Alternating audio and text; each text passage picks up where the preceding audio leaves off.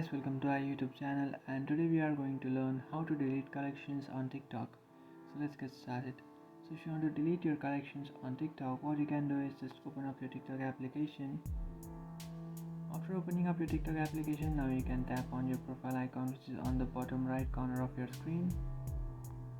After tapping on that profile icon, now you have to tap on this third option, which is save, and inside this option you have to tap on the second option, which is collections. And after tapping on collections, now you can create a new collection by tapping on this option which says create new collection. You just have to add a name and then tap on next, and your collection will be created. But if you want to delete a collection, what you can do is just select a collection that you would like to delete. For example, I'm selecting this one, and after selecting a collection, now you can tap on the share icon, which is on the top right corner of your screen.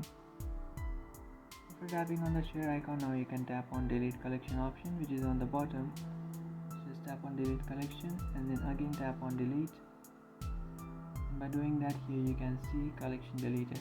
So that's it guys, this is how to delete collection on TikTok. If you find this video helpful, don't forget to like and subscribe to our channel. If you have any doubts, feel free to comment below. Thanks for watching.